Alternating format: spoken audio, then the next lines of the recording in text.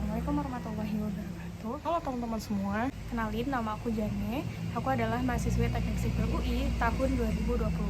Dan di video ini aku pengen share ke kalian tentang gimana sih bisa lolos di SNBP tahun 2024 sebagai alumni pertama dari SMA aku yang lolos di UI. Nah, di sini aku pengen sharing beberapa hal bagaimana sih kayak persiapan aku, strategi aku, dan beberapa hal yang mungkin menjadi pertimbangan ketika nanti akan segera melaksanakan SNBP tahun 2024. Nah, di sini aku pengen share berdasarkan pengalaman aku dan juga beberapa gambaran mungkin dari pengalaman teman-temanku juga yang aku tahu.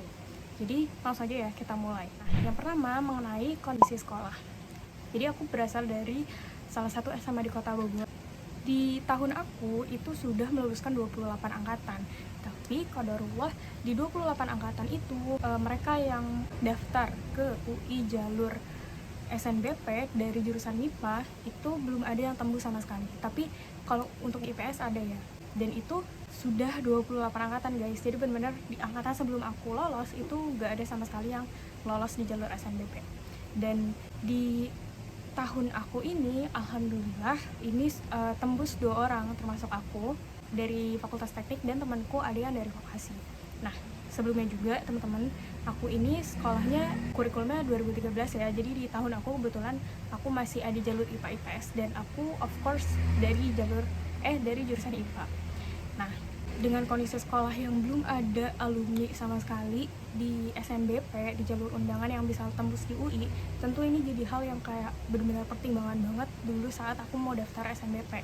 Guru-guru BK aku, guru-guru mapel di sekolahku tuh benar-benar kayak jangan menyarankan untuk anak-anak coba UI karena memang sesusah itu gitu, kayak sayang aja gitu kalau misalnya takutnya nggak keterima gitu. Jadi memang banyak struggle-nya banget pas aku daftar SNBP ke UI. Nah, kenapa sih pilih UI?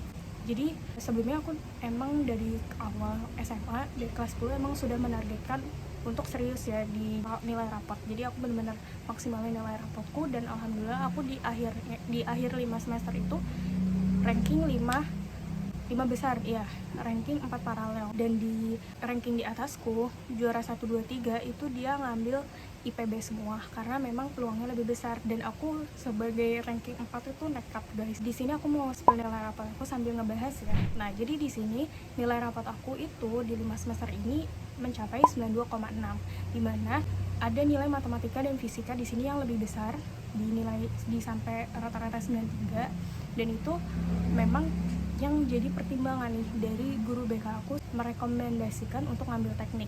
Keluargaku juga mendukung untuk ambil teknik juga. Cuma untuk universitasnya, nah itu jadi pilihan apakah mau di IPB atau di universitas lain asalkan nggak ITB, UGM, dan UI karena memang itu peluangnya kecil banget untuk siswa dari sekolahku untuk keterima di sana. Jadi pada saat itu memang lebih disupport ke IPB, Teknik Sipil lingkungan IPB. Tapi diskusi sama keluargaku, orang tuaku menyarankan untuk gak apa-apa, kita spekulasi aja untuk coba UI. Kenapa sih kok bisa berani spekulasi? Karena lihat nilai rapotku lumayan 92,6, meskipun ya sebenarnya itu gak menjamin juga ya guys. Apalagi sekolahku juga ya track recordnya belum ada yang lolos di UI dari jurusan IPA, apalagi ke teknik sipilnya tuh belum ada gitu. Jadi benar-benar ya udah gitu, cuma modal nekat sih bisa dibilang. Tapi ada 3 prestasi yang aku cantumin. Prestasi apa? Tapi sebenarnya prestasinya nggak begitu yang kayak berkaitan dengan jurusanku banget sih guys. Yaitu ada juara poster digital di tingkat pelajar Kota Bogor, jadi itu diselenggarain sama yayasan gitu. Terus abis itu ada kayak apresiasi sebagai pengurus IRMA teraktif, itu tuh kayak semacam OSIS di Jawa Barat, kan ada ya forum OSIS di Jawa Barat, tapi ini bukan OSIS, ini ROHIS guys, Ikatan Remaja Masjid. Nah itu tuh aku alhamdulillah diapresiasi sebagai peringkat ketiga teraktif dari Cadisdik 2 dari Kota Bogor, Kota Depok di Jawa Barat. Terus habis itu sertifikat peserta Chemistry Challenge di IPA Sains IPB, tapi itu pun peserta gitu, bukan juara. Cuman untuk memaksimalkan aku masukin aja karena itu juga arahan dari guru BK aku. Nah, gimana sih tanggapan guru BK aku, guru-guru mapelku yang padahal kan udah bilang gak usah daftar UI gitu. Cuman karena memang atas pertimbangan keluarga, kayak kan memang UI itu lebih strategis ya, kayak harapannya tuh orang tuaku mengharapkan anaknya tuh bisa lebih dekat gitu, nggak begitu jauh. Kalau IPB kan dibanding UI lebih strategis gitu kan. Nah itu jadi tentu pengennya lebih ke UI. Cuma memang ya itu, kita modal spekulasi aja. Pada akhirnya pas hari H pendaftaran itu aku jadi daftar teknik sipil dan aku pilihan dia teknik lingkungan. Itu ya guru BK aku akhirnya menyerahkan aja, maksudnya kayak guru BK aku menyarankan untuk gak ambil UI, tapi ya pada akhirnya itu hak masing-masing kan. Kalau misalnya mau daftar UI dengan nekat gak apa-apa gitu, asal siap aja. Jadi tuh aku memilih itu atas pertimbangan diskusi dari keluarga juga. Dan akhirnya alhamdulillah ternyata 26 Maret alhamdulillah bisa lolos di teknik sipil UI. Dan itu benar-benar bikin gempar banget sih satu sekolah aku, karena memang akhirnya setelah 28 angkatan SMA aku bisa ada dari jurusan MIPA yang lolos ke UI. Jadi ya dengan tidak mungkin ya guys. Terus abis itu tadi spell rapotnya udah, spell sertifikatnya udah. Nah ini selanjutnya aku mau kasih tahu beberapa analisisku kenapa sih kok aku bisa lolos. Yang pertama adalah karena nilai rapotku yang cukup besar guys, 92,6. Aku tanya ke teman-temanku juga nilainya juga kurang lebih sama, ada yang 92, ada yang 93, 91, 90. Dan mereka juga ada yang cantumin sertifikat, ada yang enggak, ada yang pakai, tapi ada yang biasa-biasa juga. Tapi ada juga yang benar-benar OSN, Olimpiade, yang pokoknya high class banget lah gitu. Nah terus juga aku tanya ke teman-temanku, ternyata banyak juga gitu dari alumni pertama dari sekolahnya yang bisa lolos ke teknik sipil UI. Terus juga ada teman-temanku kayak misalnya teknik lingkungan ya, yang satu departemen sama aku kan teknik sipil lingkungan itu tuh bahkan sekolahnya itu dari sekolah-sekolah kayak di luar Jawa, kayak misalnya di Kalimantan, dan dia itu dari pondok pesantren guys. Jadi kayak kan istilahnya pondok pesantren sama SMA negeri kan lebih fokusannya SMA kan daripada pondok untuk keilmuan akademik yang sainsnya gitu. Tapi ternyata pondok juga kayak bisa juga gitu. Bahkan ada temanku yang dia katanya itu sekolahnya baru 5 tahun terakreditasi, tapi alhamdulillah dia bisa lolos pertama gitu dari sekolahnya nembus ke UI. Jadi kayak benar-benar SNBP tuh gaib banget sih. Jadi benar gitu kata orang-orang, rezeki-rezekian.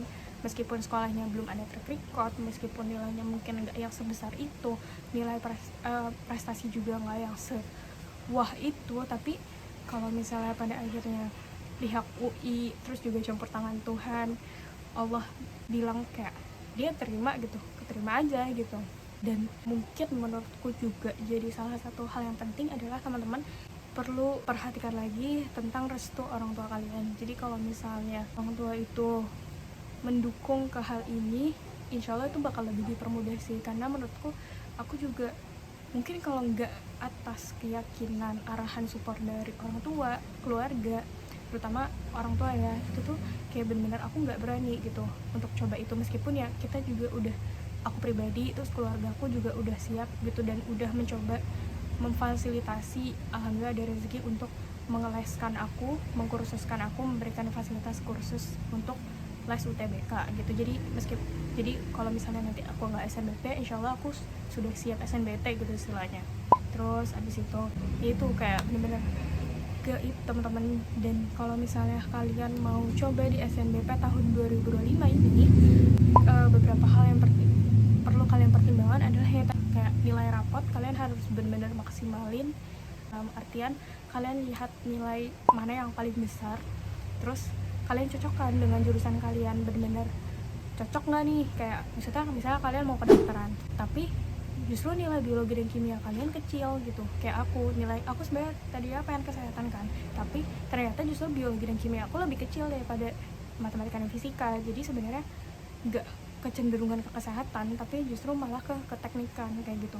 Dan itu kayak realistis gitu loh teman-teman, agak realistis juga, karena memang nilai itu kan siapa tahu bisa jadi gambaran kemampuan kalian kan. Dengan nilainya lebih besar itu ya berarti mudah-mudahan itu memang kemampuan kamu untuk bisa mendalami ilmu-ilmu tersebut. Terus juga teman-teman mungkin kan berarti sekarang sudah selesai 5 semesternya, tapi beberapa minggu gitu kan menuju ke pendaftaran SNBP, mungkin teman-teman ada bisa ikutan lomba yang buat nambah-nambahin sertifikat. Mungkin ada teman-teman yang belum ada sertifikat, itu bisa banget cari agar memaksimalkan aja poin di pendaftaran SNM. Sering konsul ke guru BK, tapi kalian juga harus mandiri juga ya, cari-cari, jadi biar pas konsul tuh bener-bener plek gitu, tahu apa yang mau dikonsultasikan, jadi bener-bener, dan juga bener-bener keputusannya tuh tahu gitu apa yang mau diambil. Juga jangan lupa diskusi sama keluarga, orang tua terutama, karena kan apalagi orang tua yang mungkin jadi penanggung biaya pendidikan kalian nantinya. Dan minta doa restu orang tua sih, karena benar-benar menurut aku sepengaruh itu di aku juga. Dan menurutku teman-teman, kalau misalnya posisinya juga misalnya kayak aku dari SMA yang belum ada alumninya, nah teman-teman harus ada hal yang diunggulkan. Misalnya oke, sekolahku nggak ada nih alumninya, kayak tadi misalnya kedokteran belum ada alumninya, ke kedokteran manapun misalnya di PTN atau apalagi ke UI gitu, tapi aku punya prestasi, misalnya aku pernah menang lomba olimpiade kedokteran atau olimpiade biologi, yang mana itu jadi kayak poin plus. Jadi ada suatu hal yang pegangan dan suatu hal yang ditonjolkan gitu. Jadi meskipun sekolah kalian belum ada track record, tapi kalian bisa membuktikan kalau kalian juga berprestasi gitu. Bukan yang asal kayak udahlah daftar SNMP, kan kadang juga goib kan, rezeki-rezekian, jadi asal daftar aja, kalau siapa tahu keterima. Tapi ada harapan juga boleh guys, kayak aku juga meskipun aku bilang tadi sertifikatnya yang nggak begitu wah, tapi aku ngerasa syukur ada yang bisa dilampirkan gitu daripada enggak. Dan itu mungkin itu jadi salah satu yang lebih keterima gitu kan, dibandingkan dengan peserta lain yang bisa jadi nilai rapotnya sama kayak aku, tapi dia nggak ada sertifikat, tapi dia ada alumni, akhirnya tapi tetap aku yang keterima, misalnya kayak gitu kan.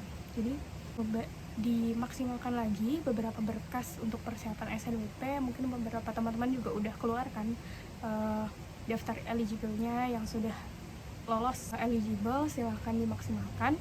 Terus juga tetap dipersiapkan UTBK-nya, berani ambil resiko, dan yakin aja sih sama takdir Allah bahwa kalau misalnya kalian keterima itu yang terbaik, kalau misalnya enggak berarti ada yang lebih baik. Dan mungkin itu aja teman-teman yang bisa aku sharing. Barangkali ada suatu hal yang sekiranya kurang berkenan, aku mohon maaf. Terima kasih yang sudah menyimak. Dan kalau misalnya teman-teman ada yang mau ditanyain, boleh banget buat komen di bawah. Dan mungkin bisa reach out aku juga di Instagram kalau misalnya mau lebih lanjut mengenai beberapa, mungkin juga yang penasaran tentang teknik sipil kayak gimana sih, itu bisa juga tanya-tanya aja. Itu aja teman-teman dari aku. Terima kasih. Assalamualaikum warahmatullahi wabarakatuh.